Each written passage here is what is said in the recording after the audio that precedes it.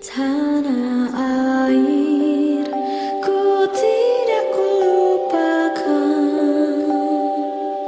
kan terkenang selama Salam sehat, sukses laksar dengan penuh semangat, siap menjadi ASN yang kuat dan bermartabat. pergi jauh,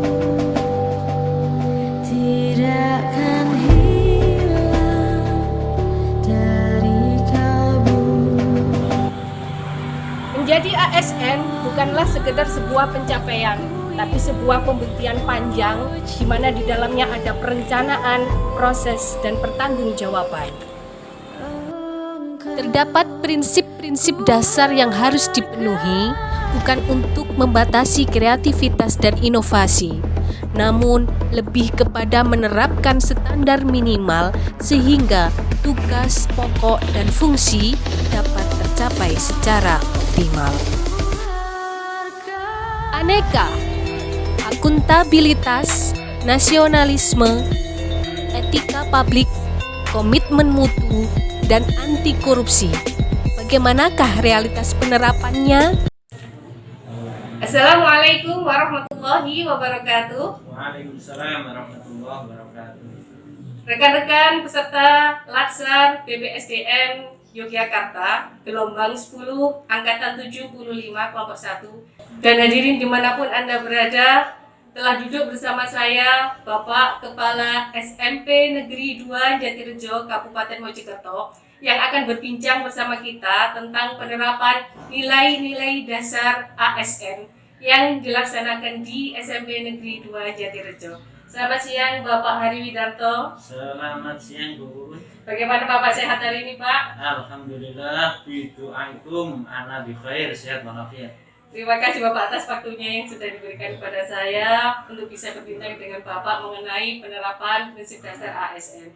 Sebelumnya mungkin bisa diceritakan Bapak pengalaman Bapak, biografi singkat Bapak dari awal mendapatkan SK CPNS sampai dengan sekarang Bapak. Terima kasih Bu Uun.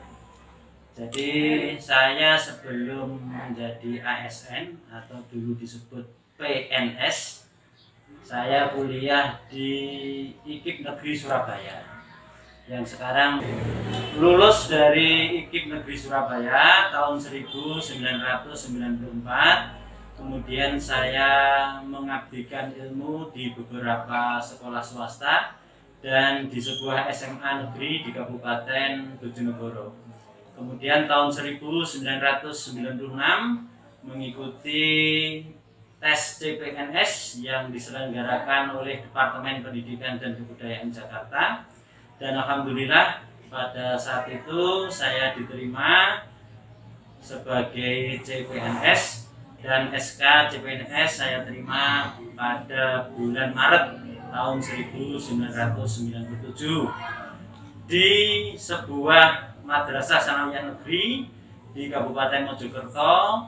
Akan tetapi status saya adalah sebagai pegawai Departemen Pendidikan dan Kebudayaan, istilahnya adalah DPK. Jadi pegawai Departemen Pendidikan dan Kebudayaan yang dipekerjakan di Departemen Agama. Kemudian saya kembali ke Departemen Pendidikan di SMP Negeri 3 di Kabupaten Bojonegoro, kemudian mutasi di SMP Negeri 1 Trawulan Kabupaten Mojokerto, dan alhamdulillah akhirnya mendapatkan kepercayaan dari Bupati untuk menjabat sebagai kepala sekolah di SMP Negeri 2 Jatirejo Kabupaten Mojokerto. Demikian Bu Un cerita singkat saya mulai dari CPNS sampai kepala sekolah. Berarti di Mojokerto sejak tahun Di Mojokerto saya sejak tahun 2004. 2004 ya. Hampir 17 tahun berarti di sini Pak ya. Ya. Oke. Terima kasih Pak. Selanjutnya tentang penerapan prinsip dasar ASN ini Pak. Menurut Bapak apa yang bisa kita laksanakan secara nyata di dunia pendidikan atau lebih tepatnya di unit sekolahan tentang penerapan prinsip dasar ASN yang biasa kita sebut dengan aneka Pak.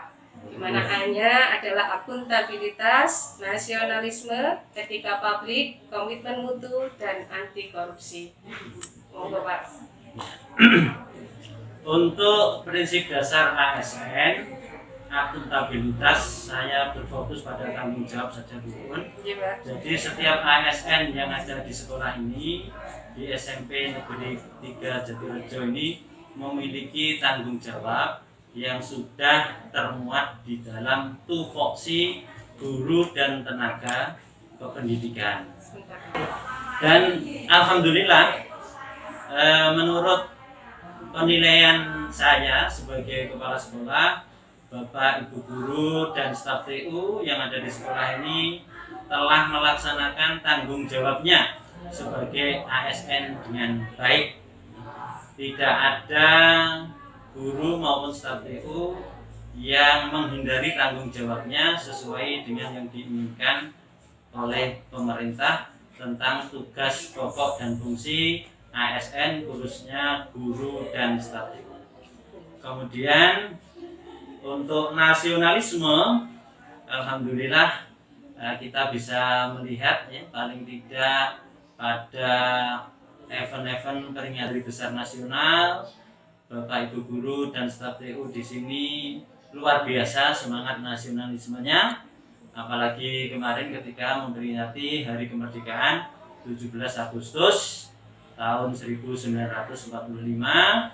Pada tahun ini yang ke-76, partisipasi guru dan staf TU dalam peringatan ini luar biasa. Ini menurut saya menunjukkan bagaimana mereka itu berkomitmen sebagai seorang nasionalis yang sejati.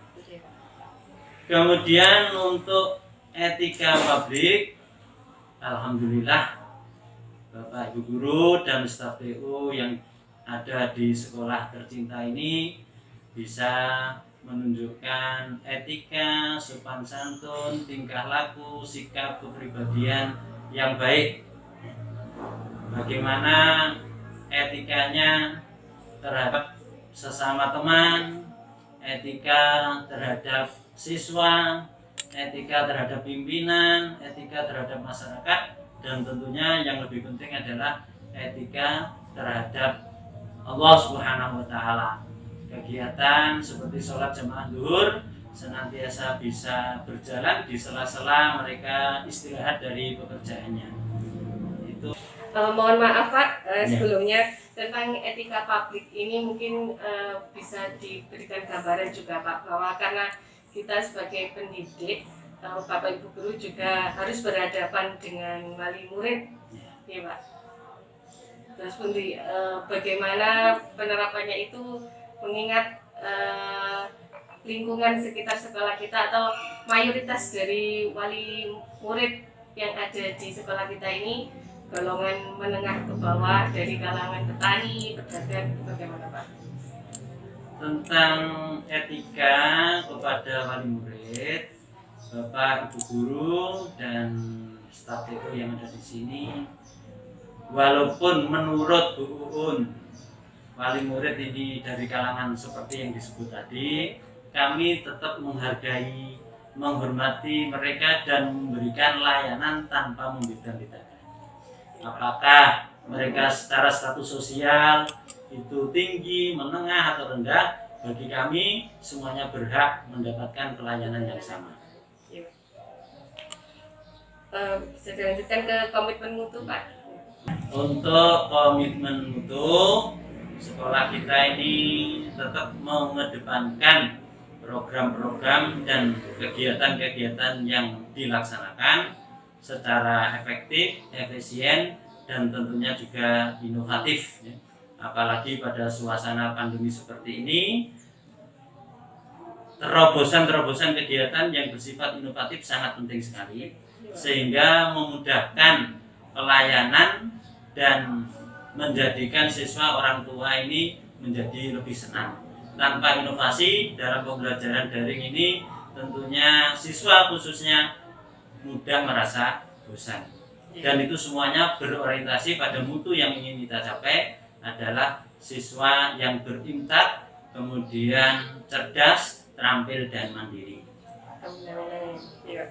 Untuk sikap yang terakhir Bapak untuk anti korupsi, mungkin ini yang memang sekarang situasinya sedang riskan-riskannya ini Pak. Untuk anti korupsi ini sebetulnya mudah sekali Bu. Jadi prinsip kita ini adalah kesederhanaan itu saja. Karena menurut saya atau juga menurut guru yang ada di sini atau TU yang ada di sini, bahwa kebahagiaan itu tidak mesti datang dari banyaknya harta, jabatan yang tinggi, atau nilai kebendaan-kebendaan lain. Karena apa? Hal itu dengan datangnya harta, datangnya jabatan, dan lain sebagainya belum mesti membuat orang ini bahagia. Justru dengan sederhana, sebagaimana yang dicontohkan oleh baginda Rasulullah SAW, contohkan hidup yang sederhana. Beliau ini adalah seorang raja, pimpinan, nabi, rasul dari sekian banyak umat di seluruh dunia ini, tapi tetap mencontohkan kehidupan yang sederhana. Pada zaman itu kita lihat sejarah, kita baca sejarah seperti itu. Tapi dengan sederhana, insya Allah hidup kita mengikuti perintah Allah, mengikuti sunnah Rasulullah akan dapatkan kebahagiaan. Dan inilah yang saya tanamkan kepada para guru dan staf TU di sini. Mari kita jangan sekali-kali terkecoh dengan harta, terkecoh dengan glamornya benda-benda, tapi tetap kita hidup sederhana. Walaupun sederhana itu tidak selalu berarti miskin. Sederhana dengan taat kepada Allah, dengan qanaah kepada Allah Subhanahu wa taala. Terima kasih Bapak sekaligus saran dan nasihatnya. Untuk selanjutnya Bapak mungkin Bapak punya strategi khusus sehingga bisa memberikan contoh sekaligus motivasi kepada kami anak buah Bapak yang berada di sini sehingga bisa melaksanakan prinsip dasar tersebut dengan baik dan benar. Terima kasih atas pertanyaannya. Strategi saya hanya satu saja. Saya itu ingin memberi contoh, itu saja. Sebetulnya saya tidak ingin berkata-kata terlalu banyak. Saya berprinsip dengan uswatun hasanah, dengan contoh yang baik inilah langkah pertama kita akan menjadikan seluruh komponen yang ada di sekolah ini baik. Tanpa uswatun hasanah sangat sulit rasanya kita mengajak orang lain untuk berbuat kebaikan. Setelah uswatun hasanah baru kita kalau diperlukan mauidhah hasanah. Yang terakhir Bapak mohon masukan saran untuk kami ASN baru atau CPNS hingga nantinya kami juga bisa melaksanakan hal tersebut secara nyata dan konsisten. Dan yang paling penting khawatirnya itu di tengah-tengah perjalanan istiqomah kami hilang gitu Pak.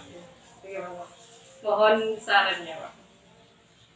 Jadi kita bekerja pun sudah diterima sebagai calon ASN di birokrasi pemerintahan negara kita ini.